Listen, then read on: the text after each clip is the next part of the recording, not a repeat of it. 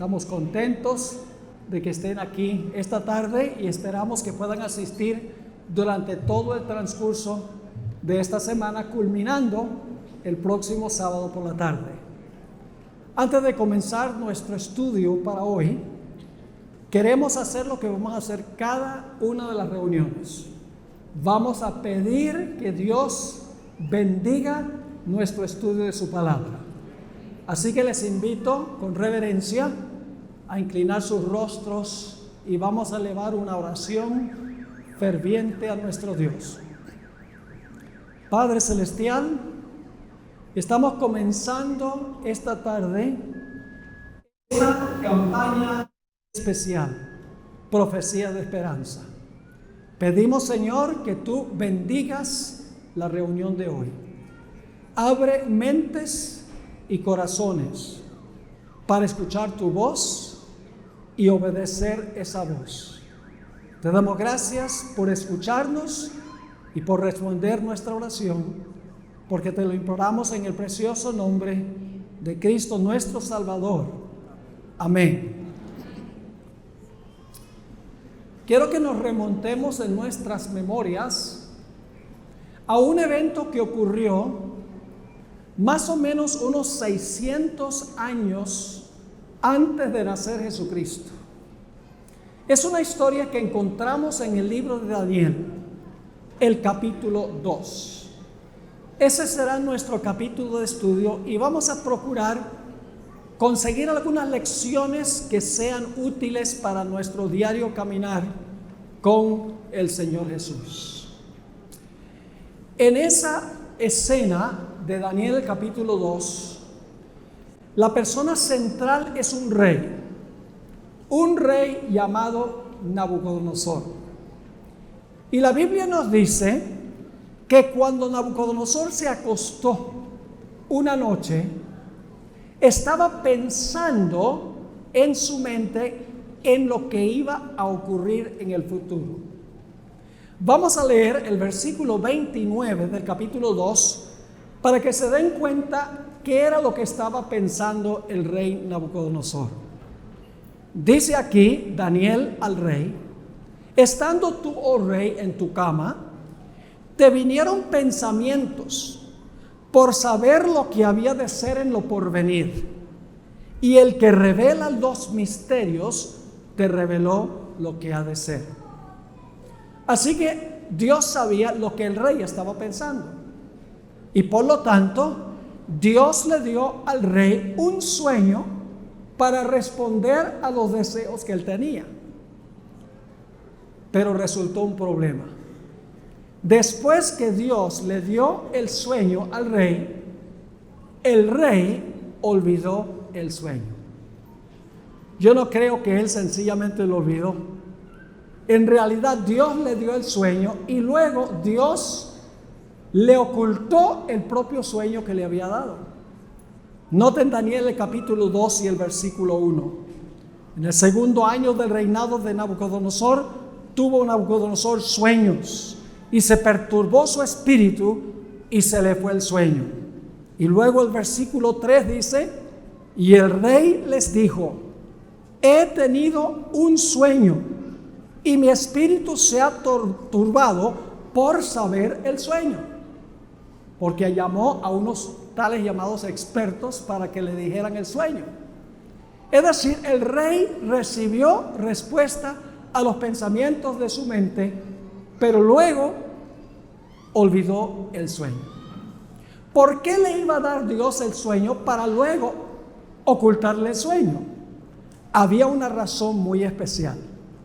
Y es que Dios sabía que el rey, cuando no se acordaba del sueño, iba a llamar a los expertos del reino para que le contaran el sueño. Y así precisamente lo hizo el rey, este rey pagano. En Daniel, el capítulo 2 y el versículo 2 dice: hizo llamar el rey a magos, astrólogos, encantadores y caldeos para que le explicasen sus sueños. Vinieron pues y se presentaron delante del rey. Dios sabía que Nabucodonosor iba a llamar a estos tales llamados expertos, los que decían poder leer el futuro en la bola de cristal, o en las estrellas, o en la palma de la mano. Pero la Biblia nos dice que ellos no fueron capaces de decirle al rey el sueño. Aquí una lección muy importante, y es que aunque Dios puede leer los pensamientos, Satanás no los puede leer. Yo me puedo imaginar que Satanás quería revelarle el sueño a los magos, astrólogos y adivinos para que la gente pensara que ellos en realidad eran emisarios de los dioses, pero no fueron capaces de decirle al rey el sueño. Noten el versículo 10 del capítulo 2. Los caldeos respondieron delante del rey y dijeron: no hay hombre sobre la tierra que pueda declarar el asunto del rey. Es decir, en este planeta no había nadie que pudiera decirle el sueño al rey. Y luego dicen algo adicional. Además de esto, ningún rey, príncipe, ni señor preguntó cosas semejantes a ningún mago, ni astrólogo, ni caldeo. Es decir, no hay rey en la tierra que sea tan injusto como para pedir que se repita algo que está en la mente de un rey. Ellos están pensando: cuéntanos el sueño y te vamos a dar la interpretación. Pero el rey dice: no quiero la interpretación, quiero saber el sueño. Ahora, es interesante notar también en el versículo 11 un detalle muy interesante. Dicen los magos de Babilonia: porque el asunto que el rey demanda es difícil y no hay quien lo pueda declarar al rey, salvo los dioses, cuya morada no es con la carne.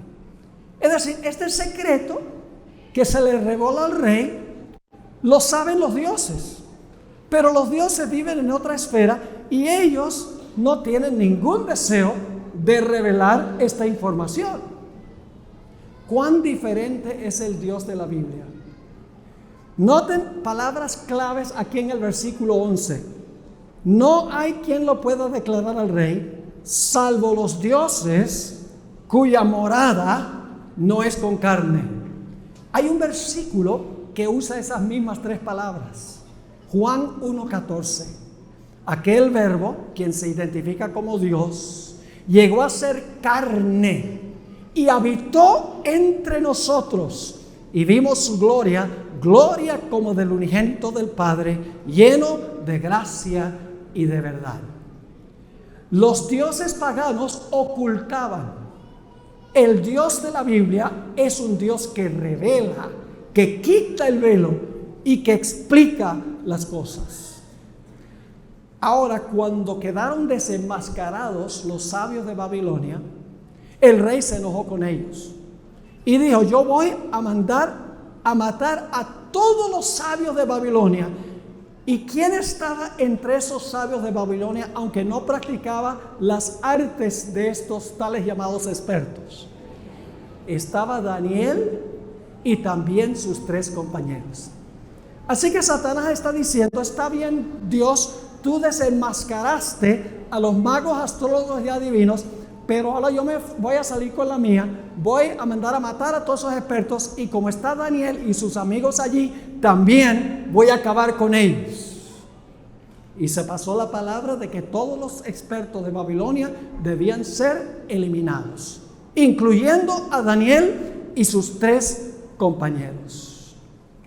Eso lo encontramos en Daniel 2, 12 y 13. Por esto el rey, con ira y con gran enojo, mandó que matasen a todos los sabios de Babilonia. Y se publicó el edicto de que los sabios fueran llevados a la muerte, y buscaron a Daniel y a sus compañeros para matarlos. Así que Satanás dice: tú me desenmascaraste a mi gente, ahora yo mato entonces a tus siervos también. Y entonces Daniel va ante el rey cuando oye que se ha dado un decreto de matarlo a él y a todos sus amigos, y le dice al rey: rey, ¿por qué tan apresurada esta decisión del rey?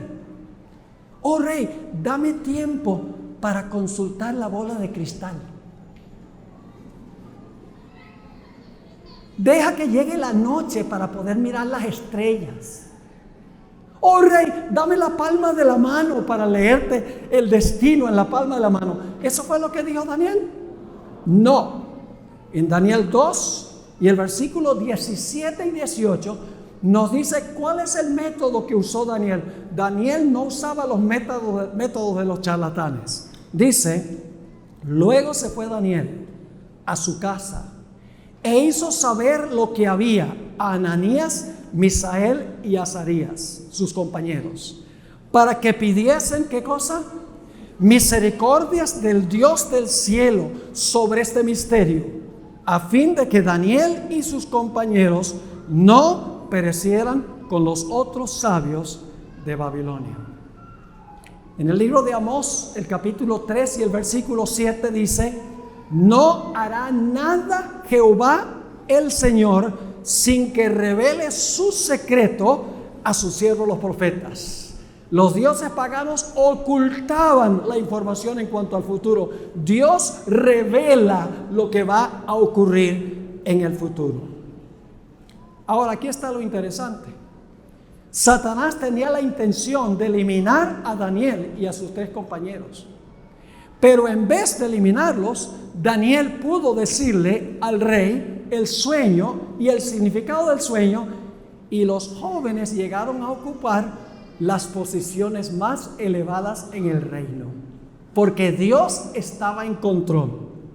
Dice en Daniel el capítulo 2 y el versículo 48 y 49, entonces el rey engrandeció a Daniel y le dio muchos honores y grandes dones, y le hizo gobernador de toda la provincia de Babilonia y jefe supremo de todos los sabios de Babilonia. Y Daniel solicitó al rey y obtuvo que pusiera sobre los negocios de la provincia de Babilonia a Sadrach, Mesach y Abednego, y Daniel estaba en la corte del rey. Por así decirlo, le salió el tiro por la culata a Satanás, porque el que controló toda esta situación fue Dios. Dios sabía lo que el rey estaba pensando, y por lo tanto Dios le dio un sueño para que el rey supiera lo que iba a ocurrir. Luego Dios le hizo olvidar el sueño, con el fin de desenmascarar a estos charlatanes de Babilonia. Luego Satanás dice, así es, entonces yo voy a matar a tus siervos. Dios dice, no, yo le voy a mostrar por la oración a Daniel el sueño, y en vez de ser muertos, ocupan las posiciones administrativas más altas en el reino. ¿Quién está en control de toda esta situación? Dios está en control de toda esta situación. Ahora necesitamos dedicarnos a estudiar el sueño que tuvo el rey y que Daniel le contó al rey. Daniel, el capítulo 2 y el versículo 31, aquí Daniel comparece ante el rey después que Dios le mostró cuál era el sueño y la interpretación del sueño. Y Daniel le dijo lo siguiente, versículo 31. Tú, oh rey, veías, y he aquí una gran imagen, una estatua. Ve, ahí está. La pueden visualizar. Dice una gran imagen. Esta imagen era muy grande y cuya gloria era muy sublime. Estaba en pie delante de ti y su aspecto era terrible. Tal vez no estaba sonriendo esta estatua como ese que está allí.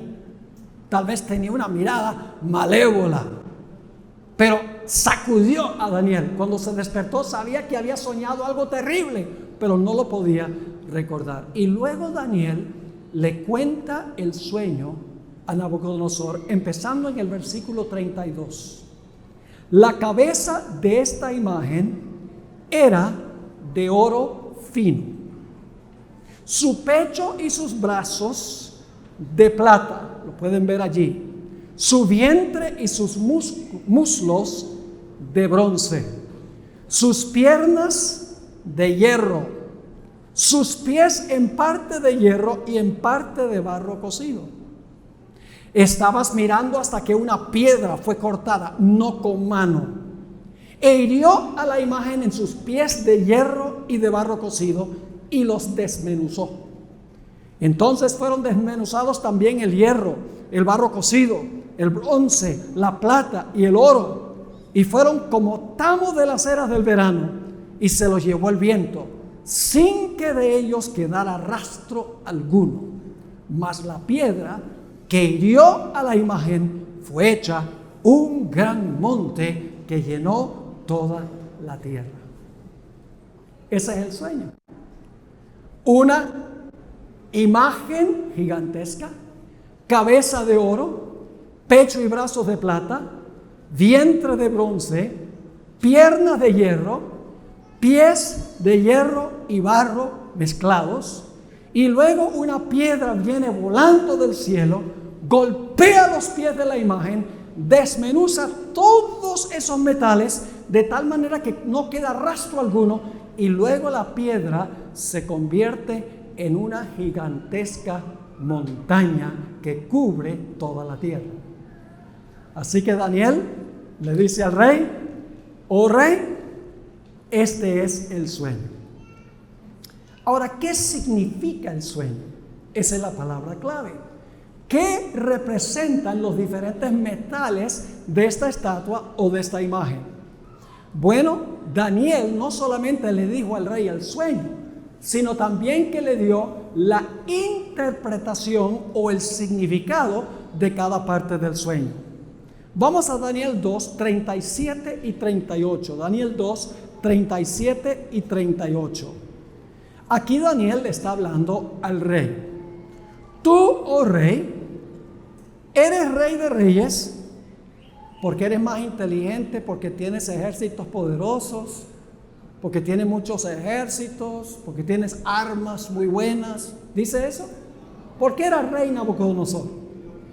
Tú, oh rey, eres rey de reyes, porque el Dios del cielo te ha dado reino, poder, fuerza y majestad. Y donde quiera que habitan hijos de hombres, bestias del campo y aves del cielo, Él, es decir, Dios, los ha entregado en tu mano y te ha dado el dominio sobre todo. ¿Por qué era Nabucodonosor rey? Porque Dios lo colocó en el trono de Babilonia como rey. No es porque era más inteligente ni más poderoso, porque tenía más ejércitos, porque tenía mejores armamentos. No, porque Dios lo colocó allí sobre el trono. Ahora, ¿la cabeza era de qué? De oro. ¿Qué representa la cabeza de oro? Lo acabamos de leer al final del versículo 38. Daniel le dijo: tú eres aquella cabeza de oro. ¿Qué representa la cabeza de oro? Bueno, dice que Nabucodonosor es la cabeza de oro, pero Nabucodonosor gobernaba sobre un reino. Gobernaba sobre el reino de Babilonia. Ahora escuchen. Esta experiencia está ocurriendo más o menos 600 años antes de nacer Jesús. Un dato muy importante. 600 años antes de Cristo está ocurriendo esta historia. Y aquí esta visión o este sueño comienza a cumplirse con el reino que imperaba en los días de Nabucodonosor. Es decir, tenemos un punto de comienzo de la secuencia que encontramos en este sueño que tuvo el rey. Pero después de Babilonia se iba a levantar otro reino. Dice allí en Daniel 2 y el versículo 38: y después de ti se levantará, ¿qué cosa? Otro reino inferior al tuyo. Ahora yo pregunto, ¿cuál fue el reino que se levantó después que cayó el reino de Babilonia? Ni siquiera tenemos que ir a la historia para saber cuál es el siguiente reino. El mismo libro de Daniel nos dice cuál fue el reino que tumbó a Babilonia. Y usted dice, ¿dónde está eso? En Daniel 5, Belsasar, el último rey de Babilonia, estaba celebrando un banquete. Aunque la ciudad estaba sitiada por el imperio de los medos y los persas. Imagínense tener una fiesta mientras que la ciudad está sitiada por el enemigo. Belsasar estaba completamente seguro que la ciudad era inexpugnable. Pero esa misma noche encontramos que Belsasar fue muerto y el reino fue entregado a los medos y a los persas. Es decir, ni siquiera hay que ir a los libros de historia para saber cuál es el segundo reino. El segundo reino es Medo-Persia, pero no termina la cadena allí. Sigue diciendo en el versículo 38, después de ti se levantará otro reino inferior al tuyo, y luego ¿un qué? Un tercer reino de bronce, el cual dominará sobre toda la tierra. Pregunta, ¿cuál fue el reino que conquistó al reino medo-persa? ¿Saben que ni siquiera tenemos que ir a la historia para saber que el siguiente reino es Grecia? Porque en Daniel el capítulo 8 nos dice claramente que el poder que conquistó a Medo-Persia fue Grecia. Es decir, ni siquiera tenemos que ir a los libros de historia para saber cuál es la secuencia de los reinos. Empieza con Nabucodonosor en Babilonia, luego continúa con Medo-Persia, luego el tercer reino es el reino de Grecia. Pero no termina la cadena profética allí. En Daniel 2 y el versículo 40 nos dice que iba a haber un cuarto reino representado por ¿qué? Por las piernas de hierro.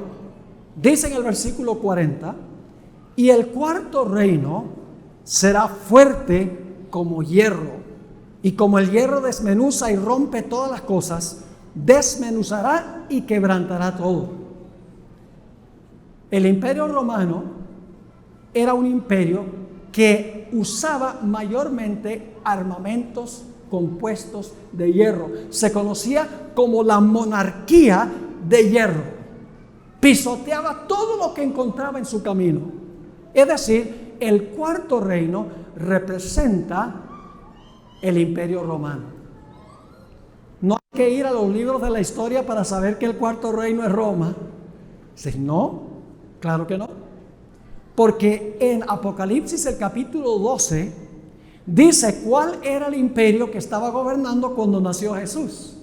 Era el gran dragón. Cuando Jesús iba a nacer, el gran dragón estaba gobernando. Y todos sabemos que el poder que imperaba cuando nació Jesús era ¿qué cosa? El imperio romano. Es decir, Dios le está revelando a Daniel el futuro 600 años antes de muchos de los eventos que encontramos aquí. Le está diciendo a Daniel y Daniel a Nabucodonosor, la historia va a desarrollarse de cierta forma. Tú eres la cabeza de oro, pero no eres el último reino. Después de ti se va a levantar el reino de Medo-Persia. Luego se va a levantar el reino griego. Luego se va a levantar el imperio romano. Centenares de años antes que ocurriera, Dios le estaba revelando a Daniel y al rey Nabucodonosor el curso del futuro del mundo. Pero no termina allí este sueño. Noten el versículo 41. Ahora vamos a los pies. Dice en el versículo 41, y lo que viste de los pies y los dedos. ¿Cuántos dedos tienen dos pies normales? Y siempre digo normales porque alguien siempre sale súper inteligente y dice, bueno, ¿son normales o no son normales? Dos pies normales tienen 10 dedos. Así que dice, lo que viste de los pies y los dedos, en parte de barro cocido, ¿de qué? De alfarero, y en parte de hierro, será un reino dividido. Mas habrá en él algo de la fuerza del hierro, así como viste hierro mezclado con barro. Ahora, queremos notar algunos datos muy interesantes en cuanto a los pies de este. Todo lo que tenemos nosotros en Daniel 2 es simbólico. Yo pregunto, ¿el oro es simbólico? ¿Simboliza algo el oro? Sí, Babilonia. ¿La plata simboliza algo? ¿El bronce simboliza algo? ¿El hierro simboliza algo? ¿La piedra representa a alguien? ¿La montaña representa algo? Todo detalle de este sueño es simbólico. Entonces yo pregunto, ¿será entonces que el barro también debe ser simbólico? El barro también debe ser simbólico. Ahora vamos a notar algunos detalles muy interesantes en cuanto a los pies. En primer lugar, yo pregunto, ¿continúa Roma en la etapa de los pies, sí o no? ¿Roma continúa? Sí, porque en los pies hay ¿qué? Hierro. Las piernas era el imperio romano de hierro y en los pies hay hierro. Quiere decir entonces que Roma va a ¿qué? Roma va a continuar. Pero luego se le va a agregar al hierro. ¿Qué se le va a agregar? Barro. El barro viene después del hierro, ¿sí o no? Porque las piernas son solo de hierro. Es decir, al hierro se le va a agregar el barro y va a haber una mezcla de hierro con barro. ¿Qué clase de barro? No el barro con que se embarra uno los pies. No, es barro cocido ¿de qué? De alfarero. Un detalle supremamente importante. Y el último punto que quiero mencionar en cuanto a los pies es que ambos elementos, el hierro y el barro, son útiles y buenos. Yo pregunto, ¿el hierro es un elemento muy útil y valioso? ¿Cómo no? ¿El barro de alfarero sirve para hacer vasijas, etcétera? ¿Es muy valioso? Sí. ¿Dónde surge el problema? Ambos son buenos separados. El problema surge cuando ¿qué? Cuando se unen los dos elementos. Quiere decir que en los pies de la imagen, después de la caída del Imperio Romano, Roma iba a continuar, pero iba a ser una Roma distinta, una Roma amalgamada. ¿Sabe usted lo que pasó cuando cayó el Imperio Romano? Vinieron las tribus bárbaras del norte del imperio, Noruega, etc.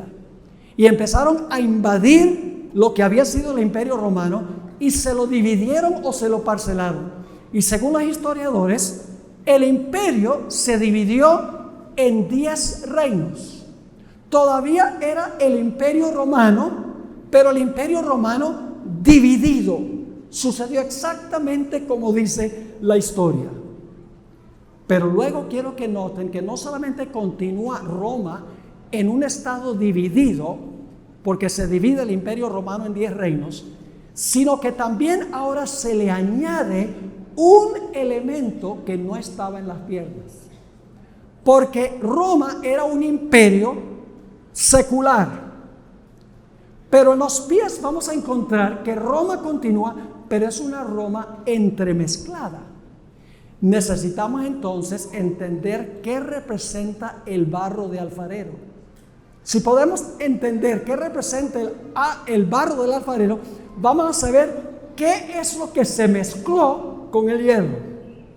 Vamos a Jeremías 18 y el versículo 1 al 6. Jeremías 18, 1 al 6. Vamos a ver qué representa el barro de alfarero que se mezcla con el hierro en los pies cuando se divide el Imperio Romano.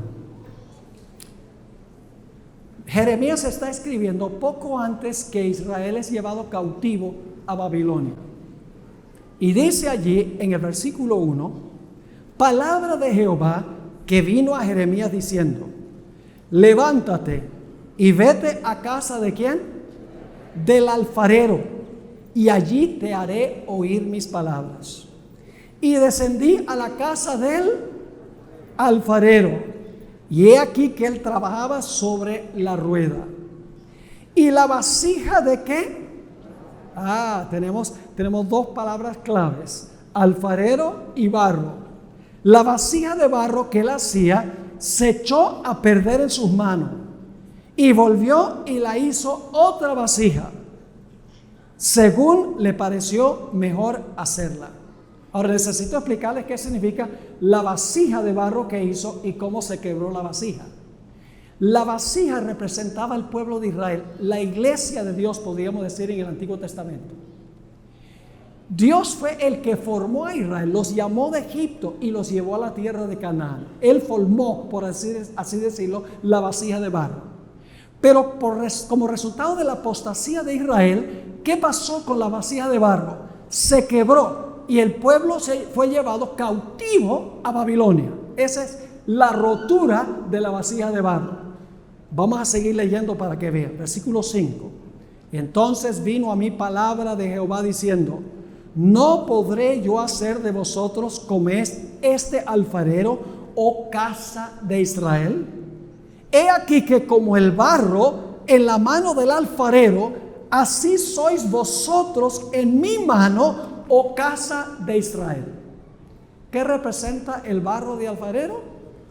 La casa de Israel, que es el pueblo de Dios en el Antiguo Testamento. Podríamos decir que es la iglesia de Dios en el Antiguo Testamento, que debe llevar el mensaje de Dios a todo el mundo. Es decir, el barro de alfarero en este pasaje representa a la iglesia, representa el reino espiritual de Cristo Jesús. Ahora vamos a mirar otra forma de mirar esto. Vamos a Génesis 2 y el versículo 7. Y lo vamos a comparar con Isaías 64 y el versículo 8. Génesis 2:7. Está hablando de la creación de Adán. Y dice lo siguiente: entonces Jehová Dios formó al hombre del polvo de la tierra. ¿Qué parte del hombre está formada de polvo? Su cuerpo, ¿verdad? Su cuerpo físico. Ahora, ¿puede una persona formar algo de polvo? Está como difícil formar algo de polvo, porque un polvo se desmorona. En realidad, Dios usó fue polvo mojado o barro de alfarero. Y usted dice, ¿cómo sabemos eso? Isaías 64 y el versículo 8 nos dice: ahora pues, Jehová, tú eres nuestro Padre, nosotros barro, y tú el que nos formaste. Así que obra de tus manos somos todos nosotros. Así que cuando dice que Dios tomó polvo de la tierra, significa que tomó barro de la tierra y formó el cuerpo del hombre. Y el cuerpo era perfecto. Tenía todos sus sistemas: sistema digestivo, sistema nervioso, sistema circulatorio, etc.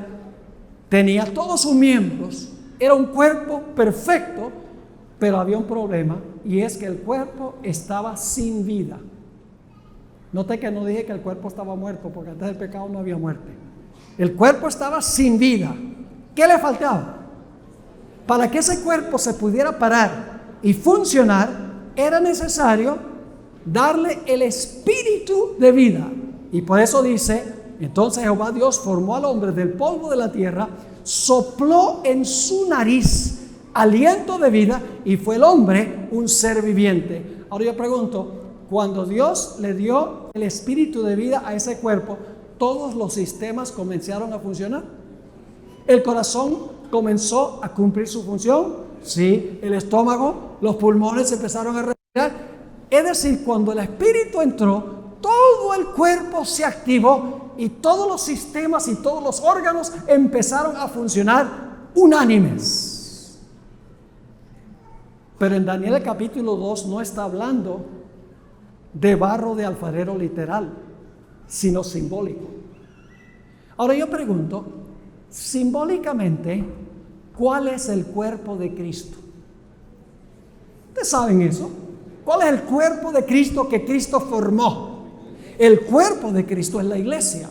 Nota lo que dice Colosenses 1 y el versículo 18. Colosenses 1, 18 está hablando de Jesús, y Él es la cabeza del cuerpo, que es la iglesia, el que es el principio, el primogénito de entre los muertos, para que en todo tenga la preeminencia. ¿Cuál es el cuerpo de Cristo simbólicamente hablando?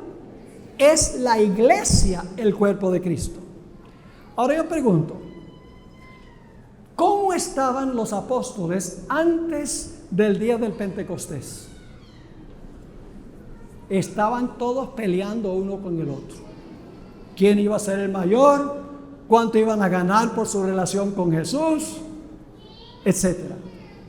Pero algo sucedió en los 10 días antes del Pentecostés. Y es que todas las partes del cuerpo, por así decirlo, cada miembro del cuerpo se unieron en uno solo. Y por eso dice en Hechos 2:1, cuando llegó el día del Pentecostés, estaban todos ¿qué? Unánimes juntos. Todos los miembros del cuerpo se unieron para formar un solo cuerpo. Pero ¿qué le faltaba a ese cuerpo para poder todos los diferentes miembros funcionar? Le faltaba el Espíritu. ¿Y qué derramó Dios en el día del Pentecostés? Dice en Hechos 2 y el versículo 2 al 4: y de repente vino del cielo un estruendo como de un viento recio que soplaba, el cual llenó toda la casa donde estaban sentados. Y se les aparecieron lenguas repartidas como de fuego, asentándose sobre cada uno de ellos.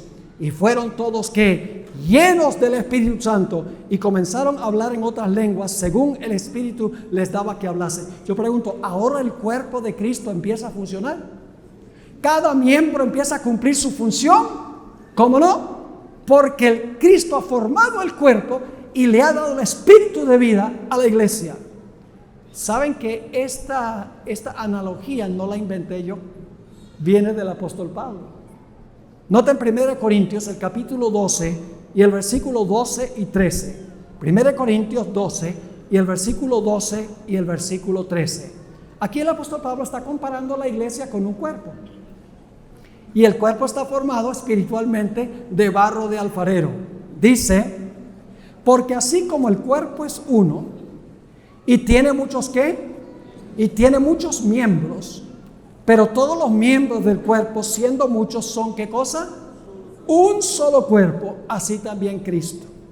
Porque por un solo espíritu fuimos todos bautizados en un cuerpo, sean judíos o griegos, sean esclavos o libres, y a todos se nos dio a beber de un mismo espíritu.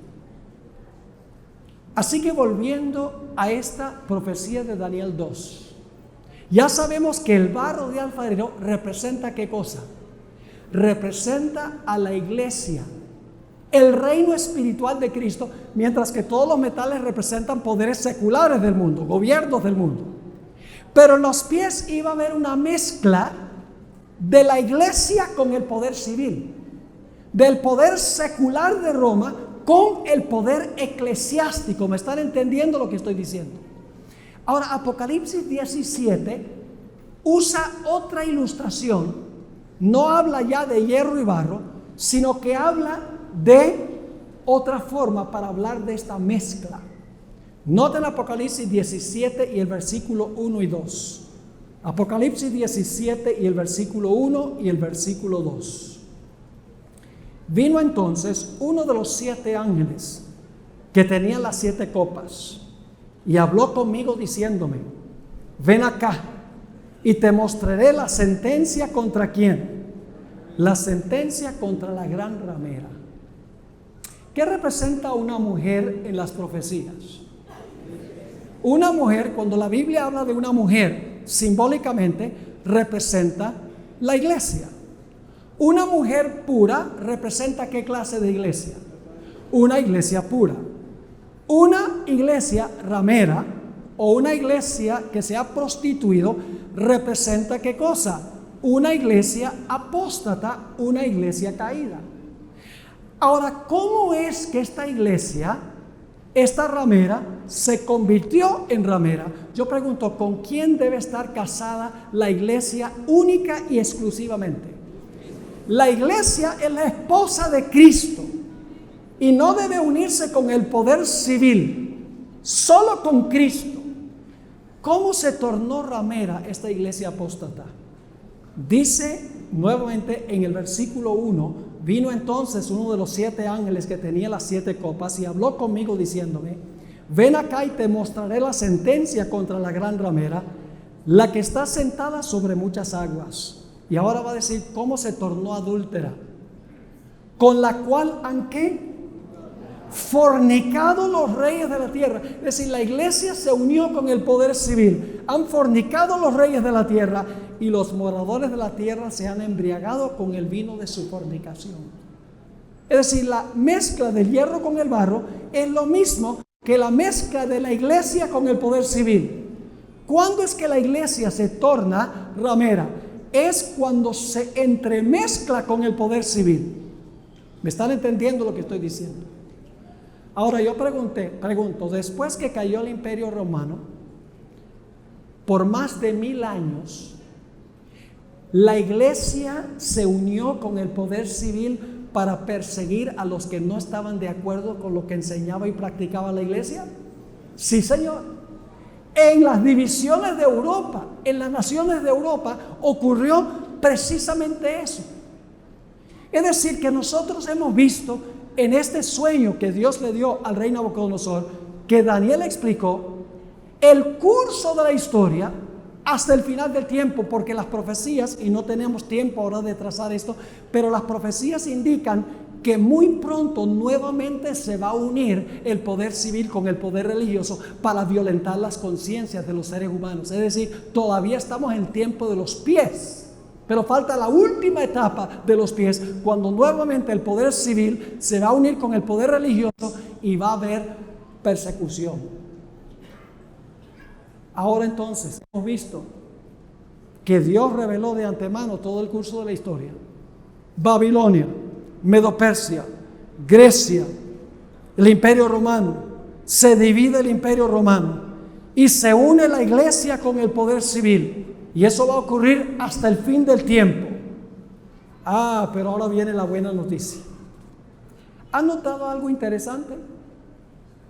Hoy en día muchos enseñan la teoría de la evolución, que todo se está moviendo hacia una edad de oro. Todo está evolucionando y mejorando. Pero en este sueño pasa algo muy interesante, y es que la historia se está degenerando.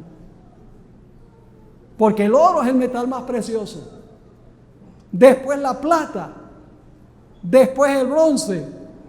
Y después el hierro. Y cuando uno llega a los pies, ni siquiera hay hierro puro. Es decir, la historia no va de mal en mejor, sino de mal en peor.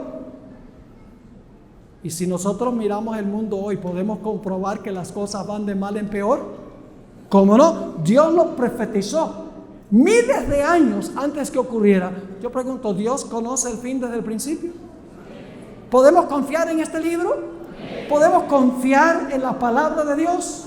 Ningún ser humano podría haber inventado esto y que se cumpliera al pie de la letra, como dice la Sagrada Escritura. Pero ahora llegamos a la parte más emocionante de nuestro estudio. De repente viene una piedra que golpea los pies de la imagen y desmenuza y destruye todos los reinos. No queda ni un vestigio de ellos. ¿Qué representa la roca o la piedra? Vamos a leer Daniel 2:45 y luego vamos a ir a un texto del Nuevo Testamento. Daniel 2:45 dice: de la manera que viste que del monte fue cortada una piedra, no con mano. En un momento vamos a hablar qué significa eso, no con mano, la cual desmenuzó el hierro, el bronce, el barro, la plata y el oro. El gran Dios ha mostrado al rey lo que ha de acontecer en lo porvenir, y el sueño es verdadero y fiel su interpretación. ¿Qué representa esta piedra? Que al puro final de la historia va a acabar con todos los reinos y va a establecer un reino que nunca caerá, un reino donde hay justicia y paz. Primera de Pedro 2 y el versículo 6 nos identifica a esa piedra. Dice lo siguiente: por lo cual también contiene la Escritura. Esta es una profecía mesiánica. Por lo tanto, también contiene la Escritura: he aquí pongo en Sión, ¿qué cosa? La principal piedra del ángulo. ¿Qué clase de piedra es esta? Escogida, preciosa. Y ahora viene una parte clave. Y el que creyere en él, el que creyere en la piedra, no será ¿qué? No será avergonzado. ¿A quién representa la piedra? La piedra representa a Cristo Jesús. ¿Qué representa el hecho de que la piedra va a golpear los pies de la imagen? Va a destruir todos los reinos para establecer un reino que nunca se corromperá. Representa el hecho de que Cristo Jesús va a hacer eso. Yo quiero decirles algo, mis hermanos y hermanas, apreciadas visitas. Este mundo tiene un solo remedio. Lo que está pasando en este mundo no lo va a arreglar ningún político, no lo va a arreglar ningún teólogo, no lo va a arreglar ningún plan para resolver el problema del cambio climático, no lo va a resolver nadie estableciendo más cárceles y metiendo más presos y poniéndole más candados a las puertas y andando con una pistola para protegernos de los maleantes. Nada de eso va a ocurrir. La Biblia nos dice que el mundo va a ir de mal en peor hasta que finalmente la sociedad se va a desmoronar, y lo estamos viendo delante de nuestros ojos hoy. Los estadistas no saben cómo resolver los problemas del mundo. Solo hay una esperanza, y esa esperanza se encuentra en Jesús y su reino eterno.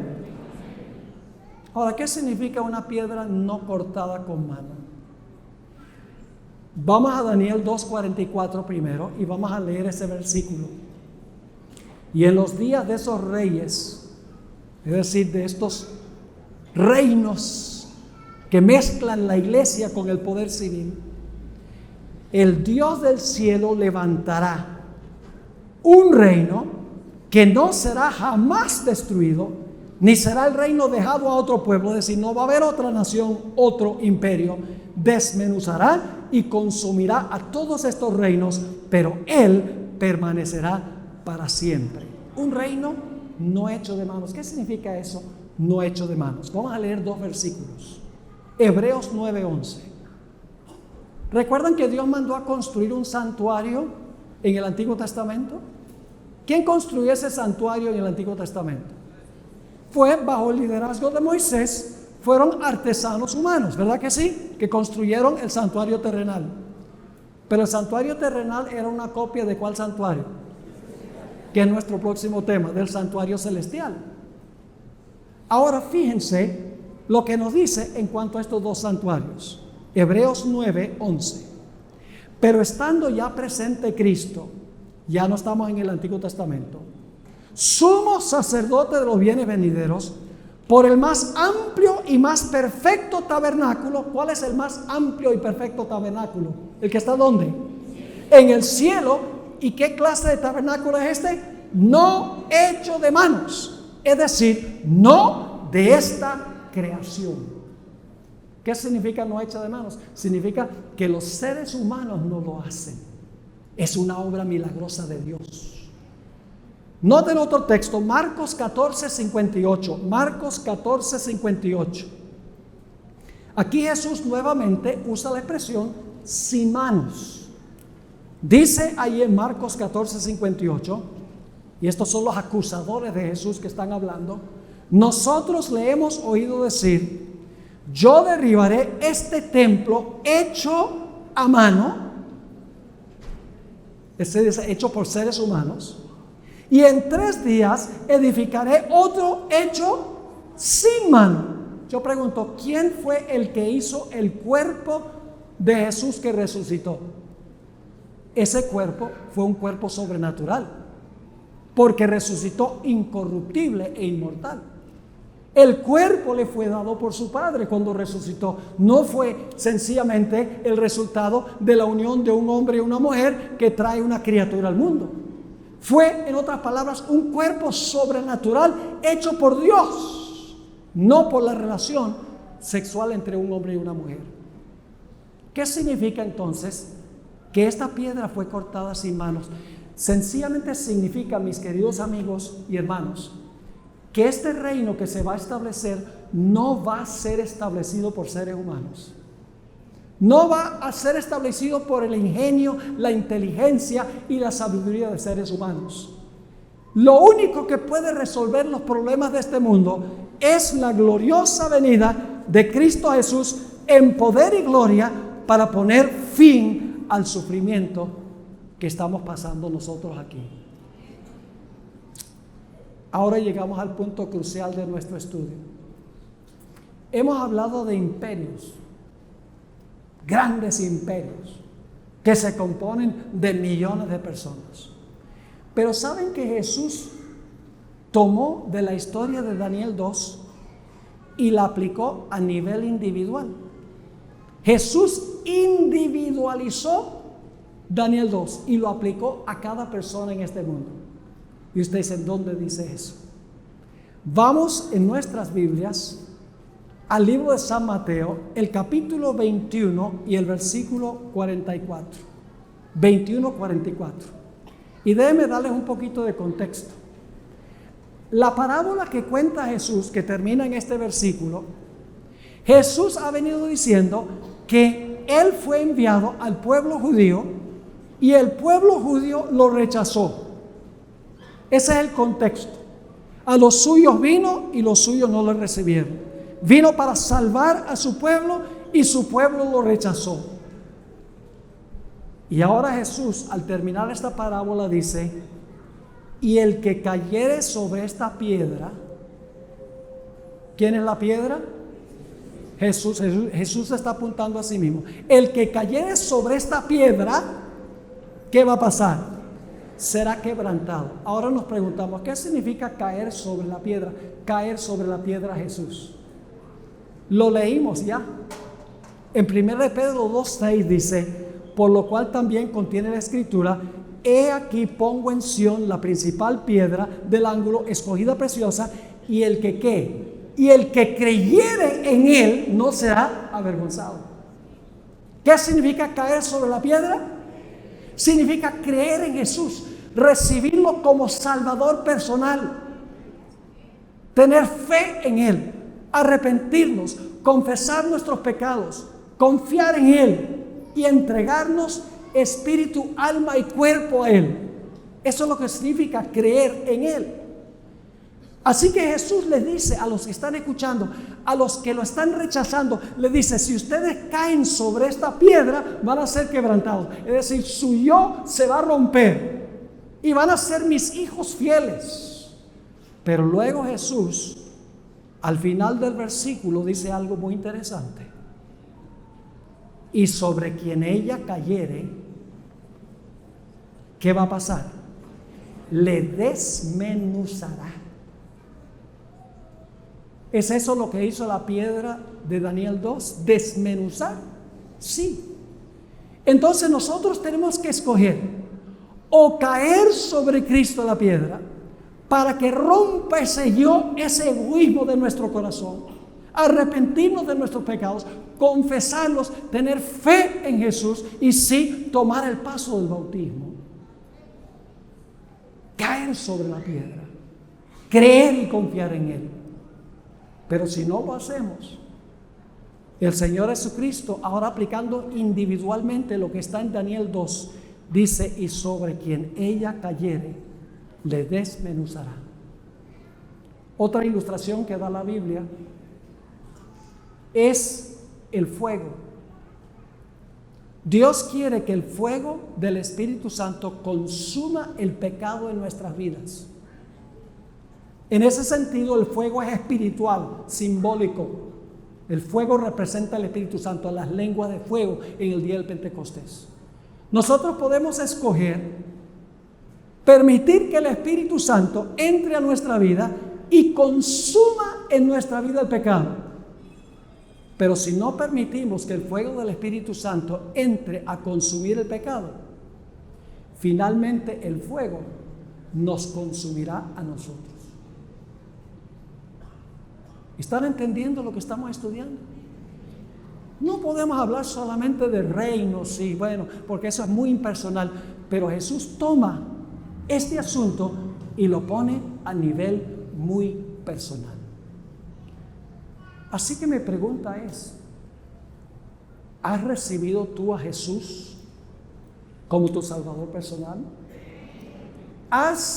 ¿Te has arrepentido de tus pecados? Triste por los pecados. ¿Los has confesado de corazón?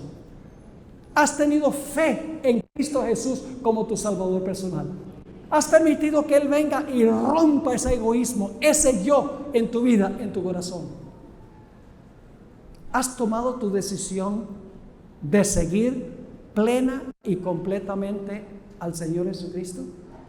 Esa es la pregunta clave que tenemos que hacernos al haber estudiado esta maravillosa profecía. Y yo quiero preguntar en esta tarde, ¿hay alguien aquí que todavía no ha hecho una entrega completa, tiene algo que se está reservando, no ha caído sobre la roca, que quiere decir el Señor Jesús, yo quiero tomar mi decisión esta tarde de caer sobre la roca, para que la roca quebrante ese egoísmo, ese yo me arrepiento de mis pecados, los confieso, tengo fe en Jesús, Señor Jesucristo, sálvame, quiero dar mi vida completamente a ti. ¿Tenemos a alguien en esta tarde que quiere decir eso? ¿Quiere levantar la mano? ¿Quiere colocarse de pie? Yo voy a tener una oración por ustedes. ¿Quieren colocarse de pie? Muchos ya hemos entregado nuestra vida a Jesús. Pero si es tu deseo hacer una entrega a Jesús sin reservas, este es el momento de hacerlo. Yo sé que muchas personas durante el transcurso de estos últimos meses han estado estudiando la palabra de Dios, preparándose para ese glorioso momento cuando serán sepultados en las aguas del bautismo. Será una experiencia maravillosa. Vamos a tener varios bautismos durante el transcurso de esta semana, que es el momento cuando enterramos el pasado y resucitamos a una vida completamente nueva. Podría pedirles a los que se colocaron de pie que por favor vengan un momento. Yo voy a bajarme aquí y yo voy a tener una oración especial para aquellas personas que se han colocado de pie en esta tarde. Un poquito difícil movilizarles, pero hagamos el esfuerzo. Vengan aquí abajo y yo voy a tener para ustedes una oración muy especial en este momento. Si hay alguien más que quiere unirse a este grupo, estás luchando con tu yo, con tu egoísmo y quieres unirte a este grupo, ven, porque yo voy a orar por ti para que sea una experiencia real en tu vida